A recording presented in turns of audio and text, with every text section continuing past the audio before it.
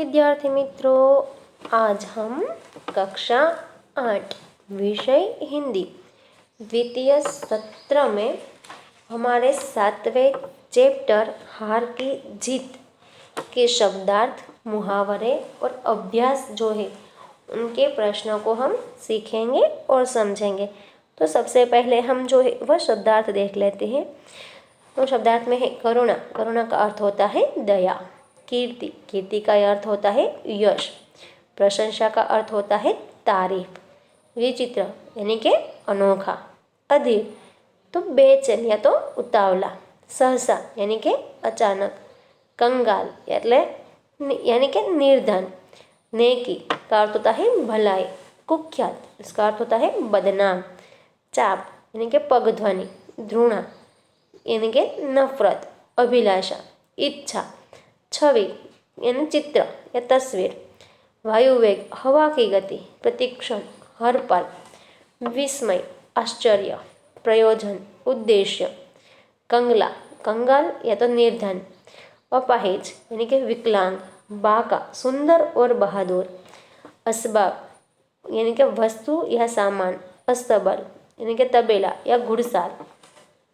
खरहरा वह कंधी या बुरुश जिससे घोड़े के रोए साफ किए जाते हैं। बाग घोड़े की लगाम। अब है मुहावरे। इसमें पहला मुहावरा है लट्टू होना। इसका अर्थ होता है मोहित होना। इसका वाक्य बनेगा, बाबा भारती अपने घोड़े की चाल पर लट्टू थे। दूसरा है फूलाना समाना। अति प्रसन्न होना। इसका वाक्य बनेगा, लोगों के मुंह से बेटे की प्रशंसा सुनकर माँ फूली न समाई। तीसरा है आंखें नीची होना यानी कि लज्जित होना। चोर चोरी करते हुए रंगे हाथों से पकड़ा गया तो उनकी आंखें नीची हो गई। फुट फुट कर रोना। इसका अर्थ होता है बहुत रोना। तो माँ के इसका वाक्य बनेगा, माँ की मृत्यु की खबर सुनकर बेटी फूट फूट कर रोने लगी। सांप लौटना। इसका अर्थ होता है ईर्ष्या होना। इसका वाक्य बनेगा, बाबा भारती के पास ऐसा सुंदर बाका घोड़ा देखकर खड़ग सिंह के सीने में सांप लौट गए। सिर मारना अत्यधिक मानसिक परिश्रम करना। इससे वाक्य बनेगा, मैंने बहुत सिर मारा पर यह प्रश्न हल न हो सका। विद्यार्थी मित्र, अब हम अभ्यास के प्रश्नों जो है वह है सीख लेंगे। प्रश्न 1 है, प्रश्नों के उत्तर लिखिए। इनमें पहला प्रश्न है, खड़ग सिंह का हृदय परिवर्तन क्यों हुआ? इसका अर्थ है विद्यार्थी मित्रों, बाबा भारती ने खड़ग सिंह से प्रार्थना की थी कि वह घोड़ा भले ही ले जाए पर घोड़ा हथियाने की यह घटना किसी के सामने प्रकट न करे। जिस तरह छल कपट करके उसने घोड़ा बाबा से छीना, उसे सुनकर लोग किसी गरीब पर विश्वास नहीं करेंगे। यह सुनकर उनका हृदय परिवर्तन होता है। अब दूसरा प्रश्न है, अब कोई गरीबों की सहायता से मुंह नहीं मोड़ेगा। बाबा भारती ने ऐसा क्यों कहा? इसका उत्तर है विद्यार्थी मित्रों, खड़ग सिंह ने गरीब और अपाहिज बनकर बाबा भारती को धोखा दिया था।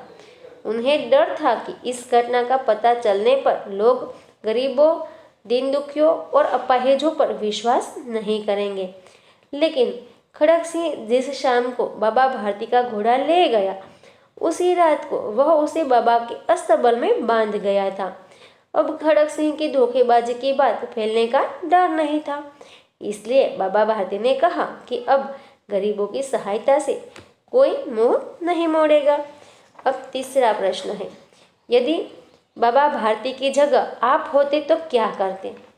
तो इसका उत्तर है विद्यार्थी मित्रों, यदि बाबा भारती की जगह मैं होता तो थाने में जाकर यह शिकायत दर्ज कराता कि डाकू खड़ग सिंह से मुझे खतरा है। वह मुझे धमकी दे गया है कि वह मेरा घोड़ा मुझसे छीन ले जाएगा। उसकी धमकी के कारण मैं 24 घंटे भयभीत रहता हूँ। पूरी रात घोड़े की रखवाली में बीत जाती है। अपने बचाव का मेरे पास कोई उपाय नहीं है। वो किसी भी समय मेरे घोड़ा उठा ले जा सकता है। मैं थानेदार साहब से प्रार्थना करता कि वह इस संबंध में ठोस कार्रवाई कर मुझे उस खतरनाक डाकू के भय से मुक्त करे। अब चौथा प्रश्न है, इस घटना को किसी के सामने प्रकट न करना, ऐसा बाबा भारती ने क्यों कहा? तो इसका उत्तर है, बाबा भारती संत पुरुष थे। दीन दुखियों के प्रति उनके हृदय में अपार करुणा थी। किसी अपाहिज की करुण पुकार सुनकर उनका हृदय पिघल जाता था। उनकी इसी दयालुता का लाभ उठाकर खड़क सिंह ने उन्हें धोखा दिया था। बाबा भारती को लगा कि अगर खड़क सिंह की इस धोखेबाजी का पता लोगों को लग जाएगा तो वे किसी गरीब या दीन दुखी पर विश्वास नहीं करेंगे, फिर कोई किसी अपाहिज की मदद नहीं करेगा। यही सोचकर उन्होंने खड़क सिंह से उसकी धोखेबाजी से घोड़ा लेने की बात किसी के सामने प्रकट न करने के लिए कहा था। अब हमारा दूसरा प्रश्न है, मान लो आपके गांव में बैंक में लूट हुई। लूट किस गलती के कारण हुई होगी? लुटेरे कौन हो सकते हैं? इस घटना का अनुमान लगाइए। और लूट या चोरी से बचने के लिए क्या क्या सावधानी रखनी चाहिए, अपने दोस्तों के साथ चर्चा कीजिए।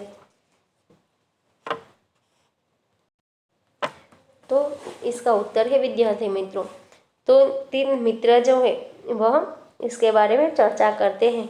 पहला इसमें इसके नाम है रोहित, मयंक और दमन। अरे मयंक, कल रात अपने गांव की अभ्युदय बैंक में लूट की खबर तूने सुनी? मयंक, हाँ सुनी। दमन, बैंक में 2 चौकीदार हैं, पर अक्सर इधर उधर घूमते रहते हैं या अन्य काम करते रहते हैं, फिर लूट होना स्वाभाविक है।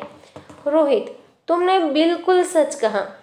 मयंक, पर ये लुटेरे कौन हो सकते हैं? दमन, वही होंगे जिन्होंने नगर के मंदिर से मूर्तियां चुराई थी।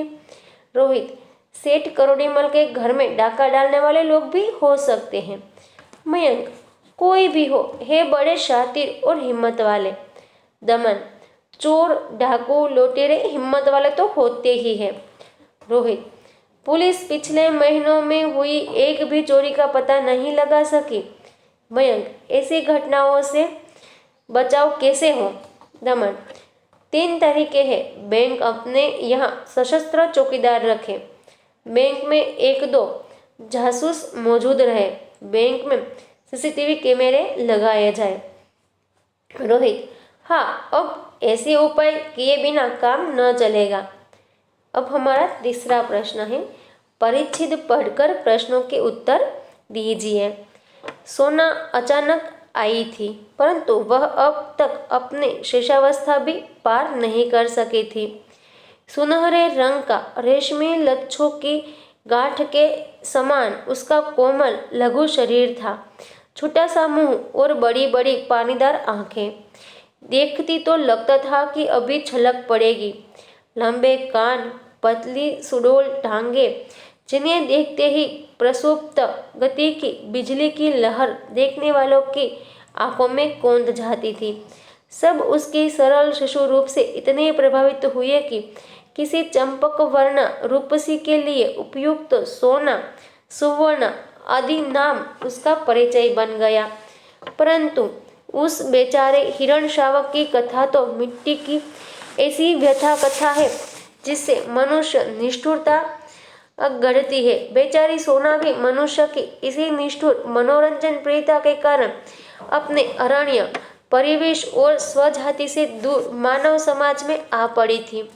प्रशांत वनस्थली में जब अलस भाव से मंथन करता हुआ मृग समूह शिकारियों की आहार से चूककर भागा, तब सोना की मां हृदय प्रसूता होने के कारण भागने में असमर्थ रही। सदा यह जात मृग शिशु तो भाग नहीं सकता था अतः मृगी माँ ने अपनी संतान को अपने शरीर की ओट में सुरक्षित रखने के प्रयास में अपने प्राण दिए। अब इस पैराग्राफ के शब्दार्थ है लच्छा यानी गुच्छा, शावक यानी कि हिरण का बच्चा, सदैव प्रसूता यानी कि हाल या तत्काल ब्याई हुई, सदैव जाता तुरंत जन्मा हुआ। अब हमें यहाँ सही उत्तर पर सही की निशानी लगानी है। सोना हिरण का रंग जो है वह कैसा था? तो कैसा था विद्यार्थी मित्रों? हाँ, बिल्कुल सही। कैसा था रंग उनका? सुनहरा। अब ख में है मृग समूह किसकी आहट से चौंककर भाग गए? किसकी आहट से चौंककर भाग गए थे? बिल्कुल सही, शिकारियों की। अब है रिक्त स्थानों की पूर्ति कीजिए। सोना अब तक अपनी खाली जगह भी पार नहीं कर सकी थी, यानी कि यहाँ जो रिक्त स्थान है उसमें आएगा शेषावस्था, भी पार नहीं कर सकी थी। ख है हरिण शावक की कथा तो मिट्टी की ऐसी व्यथा कथा, रिक्त स्थान में आएगा व्यथा कथा है जिसे मनुष्य की निष्ठुरता गढ़ती है। अब है इन शब्द, तीसरा प्रश्न है इन शब्दों के अर्थ लिखिए।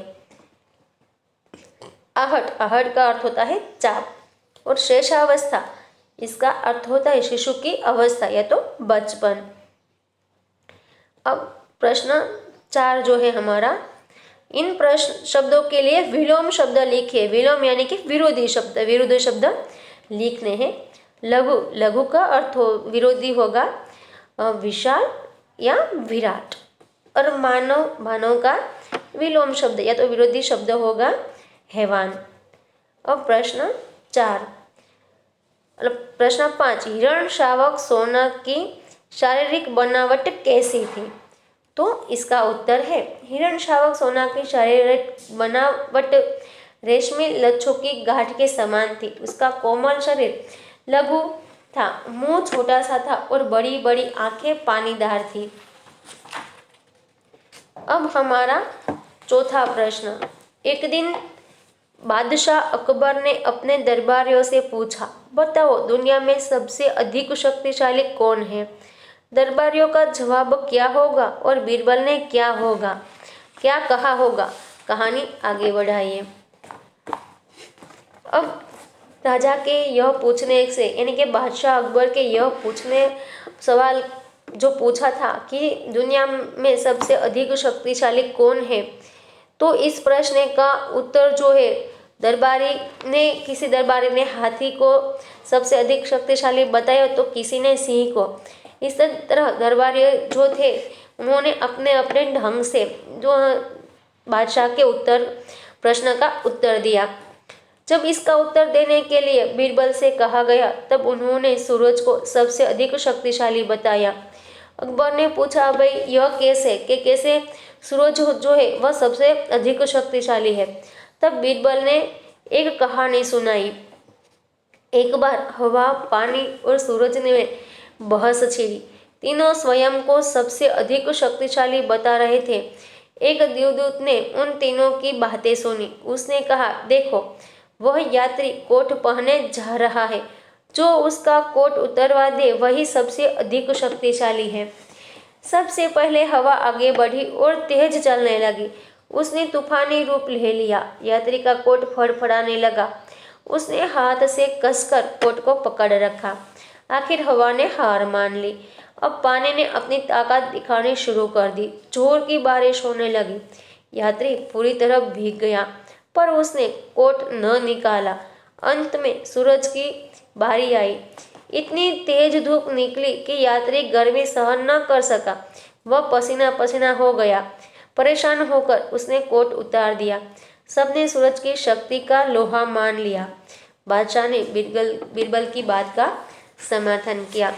विद्यार्थी मित्रों, आज का हमारा जो अभ्यास था वह हम यहीं पर समाप्त करते हैं। आशा करती हूँ कि आपको ये अभ्यास के सारे जो प्रश्न थे वह अच्छी तरह से समझ में आ गए होंगे।